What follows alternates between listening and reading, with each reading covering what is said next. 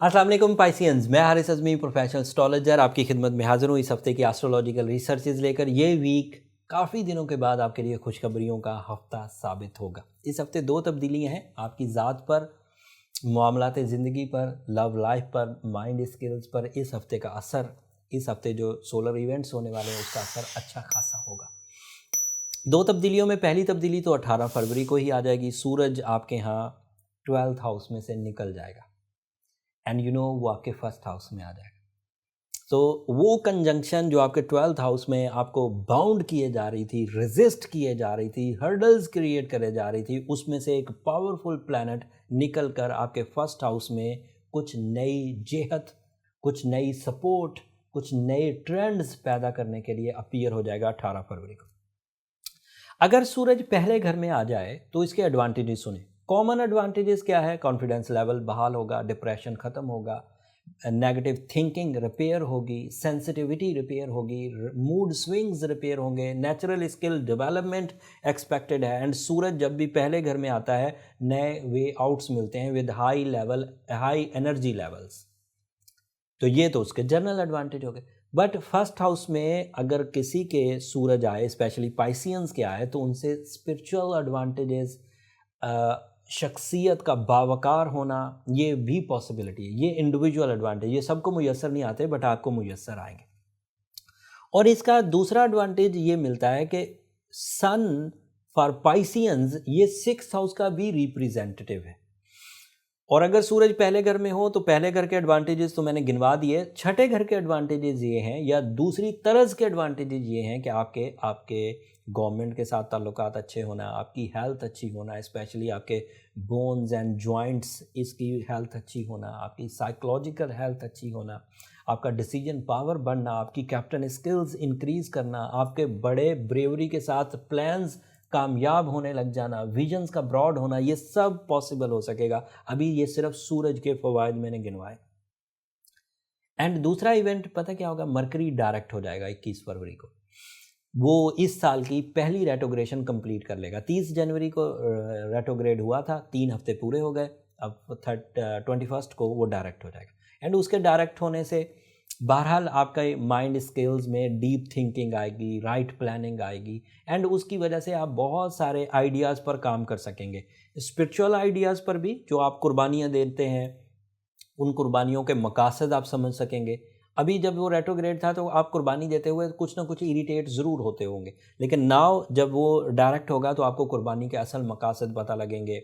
आपका जहन पुरसकून हो जाएगा, दुनिया और आखरत का सोचने लगेंगे, भलाई और बुराई में तमीज़ करने लग जाएंगे। तो मरकरी के डायरेक्ट होने से स्पिरिचुअल एंड मटेरियल दोनों तरह के एडवांटेजेस मिलेंगे। यहाँ पर एक और टेक्निकल बात का जिक्र कर दूँ। उस कंजंक्शन में से जब सूरज निकला तो ये एक नए दौर का आगाज़ भी है। मैंने ये हिस्ट्री में पढ़ा है, देखा नहीं है, क्योंकि ये कंजंक्शन आज से पहले कई सौ साल पहले हुआ था।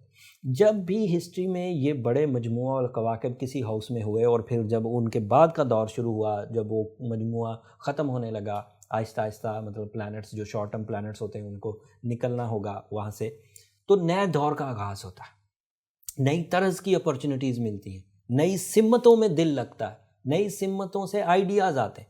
तो मेरे इस एक्सपीरियंस के बाद मैं ये ज़रूर कहूँगा कि जो कुछ भी आज तक आप करते रहे हैं वो आपके एक्सपीरियंस हैं, आपके नॉलेज है, आपका उस पर दस्तरस है, वो करते रहिए, मना नहीं है।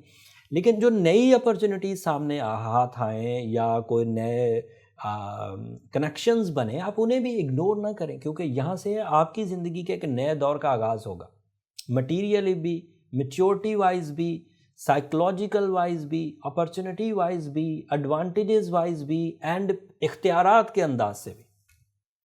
तो ये सतही बातें नहीं है। मैं जो बात भी करता हूँ कोशिश करता हूँ कि उसे प्रॉपर रिसर्च के साथ तमाम एस्ट्रोलॉजिकल फोरम्स को डिस्कस करने के बाद आपकी खिदमत में पेश करता हूँ। तो ये एक नए दौर का आगाज़ होगा 18 फरवरी के बाद, जो आपके अंदर पॉजिटिव चेंजेस लाएगा, और वो साढ़ सत्ती जो आपको रेजिस्ट कर रही है, ट्रबल दे रही है, उसको किसी हद तक कम करने की वजह बनेगा। कुछ वे आउट्स तो मिलेंगे ना, और उन वे आउट से कुछ कामयाबियां तो हाथ लगेंगी। अभी तो निरे ही स्टक हो गए थे पाइसियंस। अच्छा, जो दीगर प्लैनेट्स हैं उसमें मार्स जो है वो आपके यहाँ 3rd हाउस में काम कर रहा है, एंड उसका 3rd हाउस में होना आपके लिए अदरवाइज एडवांटेजेस की वजह है, जैसे फिजिकल स्टेबिलिटी, जैसे ड्यूटीफुलनेस, फैमिली वेलफेयर, फैमिली के लिए sacrificing and arrange marriages. And अगर मार्स तीसरे घर में पॉजिटिव हो तो वो मनी मेकिंग की वजह भी बनता है, क्योंकि वो आपके सेकंड हाउस का रिप्रेजेंटेटिव है। एंड मार्स जब भी किसी फ्रेंडली एंगल पर होगा वो आपके लिए मनी मेकिंग की वजह बनेगा, और वो इस वक्त आपके थर्ड हाउस में है। थर्ड हाउस के advantages family welfare, second house के एडवांटेजेस मनी मेकिंग, एंड उसकी वजह से नाइन्थ हाउस एडवांटेजेस भी मिलते हैं। नाइन्थ को भी वो रिप्रेजेंट करता है। नाइन्थ हाउस एडवांटेजेस क्या हैं? आपके फादर के साथ, फादर एंड फादर फिगर्स के साथ ताल्लुकात अच्छे होंगे, इंटरनेशनल एजुकेशन के चांसेस मिलेंगे, स्टूडेंट्स के लिए वो टाइम बहुत अच्छा है, कंपटीशंस को विन करने के लिए खिलाड़ियों के लिए वो टाइम बहुत अच्छा है। एंड सियासतदानों के लिए अगर किसी तरह कोई पब्लिक एक्टिविटी करनी है तो वो उनके लिए बहुत अच्छा है।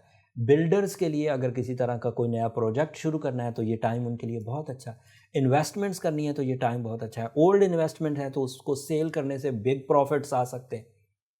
इसी तरह एग्रीकल्चरल जो चेंजेस हैं वो आपके लिए सूदमंद साबित होंगी, आपकी करेज में इजाफा होगा। फिर जो वीनस है ये इस वक्त आपके 12th हाउस में है, और ये 12th हाउस में थोड़ा कमज़ोर हालत में होता है, जिसकी वजह से आपको लव लाइफ में थोड़ी स्ट्रगल करना पड़ती। लेकिन क्लू देकर जा रहा हूँ कि अगले हफ्ते जब मैं वीडियो बनाऊंगा तो वीनस भी आपके पहले घर में आ जाएगा। अगर वो पहले घर में पॉजिटिव हुआ, उसकी दो सिचुएशन बनती हैं, क्योंकि पहले घर में सूरज भी है। समटाइम वीनस सूरज के बहुत करीब आ जाता है, उस सिचुएशन को हम लोग एस्ट्रोलॉजिकल लैंग्वेज में कम्बस्ट सिचुएशन कहते हैं। वो 5 डिग्री से अगर कम हो जाए तो कम्बस्ट हो जाता है, फिर लव एडवांटेजेस नहीं मिलते। बट अगर 5 डिग्री से ज़्यादा हो तो लव एडवांटेज बेतहाशा मिलेंगे, एंड उन लव एडवांटेजेस की वजह से आपकी ज़िंदगी में जो निखार आएगा वो अलग होगा। लेकिन वो मिलेंगे कि नहीं मिलेंगे वो तफसील अगले हफ्ते बयान करूँगा। इस हफ्ते का हिस्सा, इस हफ्ते की वीडियो का वो हिस्सा नहीं है। वीनस अगर सूरज के साथ मिलेगा तो अगर वो पॉजिटिव हुआ तो उसकी वजह से भी आपको काफ़ी ज़िंदगी में प्लेजर्स मिलेंगे, और वो साढ़सती के खौफ को या नेगेटिविटी को या सेंसिटिविटी को रिपेयर करने में काफ़ी मदद देगा। बट अदरवाइज़ आपको इस सैटर्न की नेगेटिविटी, जिसे हम अपनी ज़ुबान में साढ़सती कहते हैं, रिपेयर कर लेना चाहिए। सूर्य शम्स दिन में पढ़ने से, सूर्य नजम रात में पढ़ने से, मैं पिछले 18 साल से जितने भी स्टार्स की साढ़सती देखी है इसी रेमेडी से रिकवर करते आ रहे हैं 92% सक्सेस रेशो के साथ, और बहुत आसानी से कवर हो जाती है। पाइसेस की तो और भी आसानी से हो जाएगी, क्योंकि Pisces are so spiritual, innocent, loving, sacrificing. तो मुझे लगता नहीं इनको कोई परेशानी होगी, बट सेंसिटिव भी होते हैं, ज़्यादा सोचते रहते हैं। तो आपको ब्लू सफ़ायर पहनना चाहिए to repair the negativity of Saturn, and सूर्य शम्स दिन में 5 दफ़ा एंड सूर्य नजम रात में 1 दफ़ा। अच्छा, ये तो उन पाइसियंस के लिए हो गया जिन्होंने साढ़सती की जद में आ गए। साढ़सती की जद 3 एरियाज़ को ट्रबल देती है। रिलेशनशिप ट्रबल्स पैदा होती हैं, फिजिकल हेल्थ ट्रबल्स पैदा होती हैं, कैरियर नेगेटिविटीज़ पैदा होती हैं। बट अगर आप इन तीनों सब्जेक्ट्स में ऑन चल रहे हैं तो फिर आपको सिर्फ सूर्य यासीन की सेकंड लास्ट आयत पढ़नी चाहिए, सूर्य शम्स नीलम के साथ, मतलब ब्लू सफ़ायर के साथ पहनने के साथ में सूर्य यासीन की सेकंड लास्ट आयत, और वो कसरत से गिन के ना पढ़े। टाइम की पाबंदी की कोई ज़रूरत नहीं, चलते फिरते, ड्राइव करते हुए, खाना पकाते हुए, खाना खाते हुए, जब मौका मिले पढ़ते रहे, उससे एडवांटेज बहुत मिलता है, कभी स्टकनेस नहीं आती। ये सिर्फ पाइसियन के लिए नहीं है दोस्तों, तमाम लोग जो किसी काम में स्टक हो गए हों वो सूरह यासीन की सेकंड लास्ट आयत पढ़ें। आप यकीन करिए जितनी एहसन अंदाज से आप पढ़ेंगे, 1 दफ़ा या 2 दफ़ा ही अगर आपने उस ज़िक्र को मेंटेन किया, आप कामयाब हो जाएंगे, कभी स्टकनेस नहीं आती। सूरह यासीन की सेकंड लास्ट आयत बहुत उम्दा। ये पाइसियन इस वक्त प्लानेटरी पोजीशन था जो मैंने अपने टिपिकल अंदाज में आपके सामने बयान कर दिया। होपफुली इससे आपको काफ़ी टाइम को समझने में, इन 7 दिनों को समझने में, इनके डिसीजंस लेने में, अपनी फ्यूचर प्लानिंग में मदद मिलेगी। फिर भी अगर कोई चीज़ ऐसी जो मैं डिफ़ाइन नहीं कर सका हूँ उसका इजहार कमेंट्स में कर दीजिएगा, मैं ज़रूर उसको एड्रेस करने की कोशिश करूँगा। यहाँ पर एक बात कर जाते जाते ज़रूर बयान कर दूँ, अगर तो आप एक ऐसे पाइसियन हैं जिसको बहुत ही ज़्यादा साढ़सती ने घेर लिया है, उसके लिए फिर ये जनरल रेमेडीज़ इनफ नहीं होंगी, फिर आपको थोड़ा सिवियर या नेक्स्ट डोज ऑफ रेमेडीज़ की तरफ जाना चाहिए। उसका जो पहला स्टेप है वो ये होता है कि आप पहले अपनी बर्थ चार्ट कैलकुलेशंस करवा लें, ताकि हमें आपकी वर्थ पता चल जाए, एंड देन उसके एतबार से जो भी अफेक्टिव मोस्ट रेमेडी होगी वो प्लान की जा सकती है।